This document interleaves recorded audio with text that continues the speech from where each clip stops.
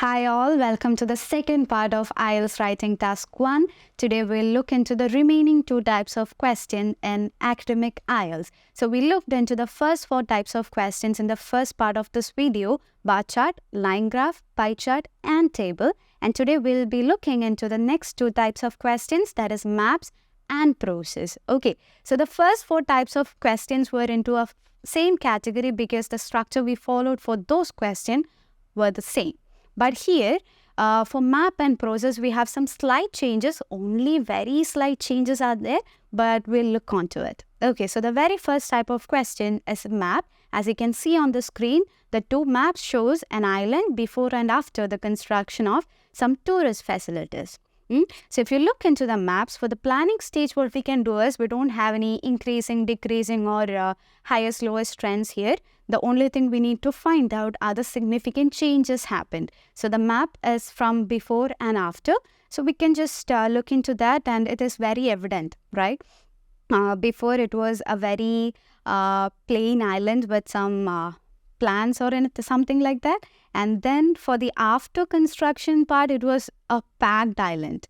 Like they have resorts there, restaurant, reception, and a whole lot of accommodation facilities are also there. So those are some significant changes you can include in your body paragraphs. So we'll start with an introduction. Just for the introduction for all the task 1 question, it's the same thing. Just paraphrase the statement sentence given in the question. You don't have to do anything else, okay? And for the overview part, that's where the change comes. For the overview part, what we did last time was to mention the highest, lowest or the increasing, decreasing trend. But for the map, it is not possible. What we do here is mention 2 or 3 significant changes you notice for the first time. So when you looked into the graph for the first time, what are the changes you notice? That are the things we include in your overview part. So here you can include the things like there were accommodation facilities included, and restaurant and a reception were also there. So those are some changes you can include. And you can also mention about the swimming facility included in the beach, and there is also some transportation facilities availed there. So you can add all these things, but it is not mandatory for you to include everything in the overview part because we are going to do the same for body paragraphs as well. So just mention 1 or 2 main features that is relevant for you. Just mention 1 or 2. That's the maximum within 2 or 3 sentences for the overview part. And then when it moves on to the body paragraphs, you can add all the changes, whatever you feel like significant, you can add all those into the body paragraphs. So what we have is 2 options. You can either mention all the before features in the first body and after features in the second body.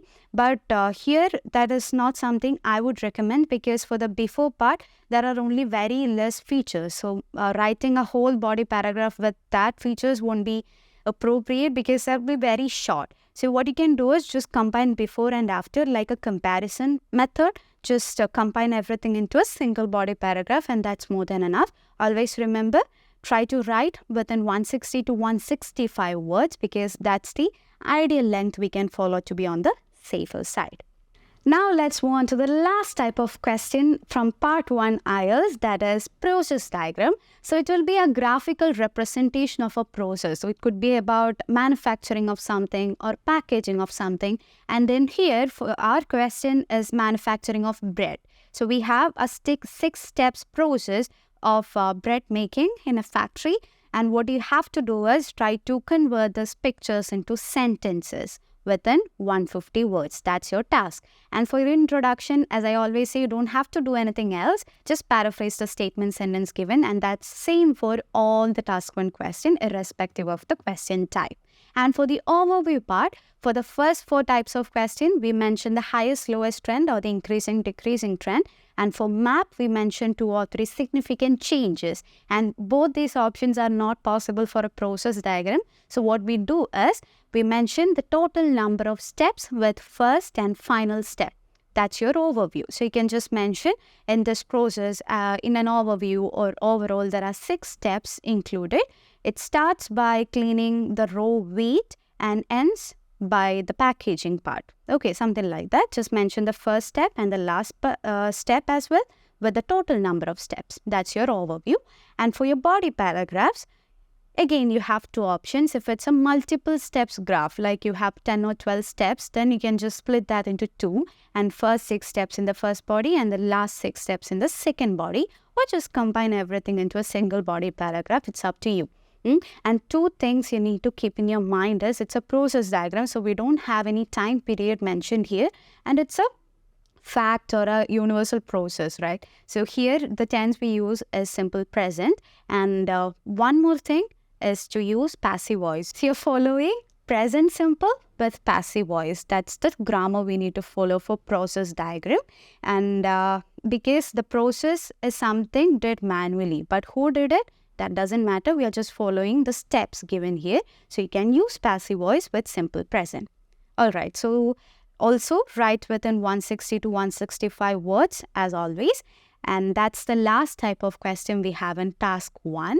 Again, in this video, I didn't get into any detail like the words you can use or the sentences you can follow in any of these questions, because I wanted to give you a space to come up with your own answers, because that's the only thing that can work in your actual test. Okay, so try to attend all the question types that is available in the internet. Use maximum utilization of resources available, and then you can work on your own style of writing. You can find out the words you are frequently using, the kind of sentences you are frequently framing, and try to work on that. And one thing to remember is if you are in need of synonyms of the same word more than 2 times, that doesn't mean you have a limited vocabulary, but it means you need to work on your sentence construction, because you are in need of the same word because you are repeating the same kind of sentences. So try to work on that part, and that will help you with your third assessment criteria, grammatical range and accuracy. So write as much as possible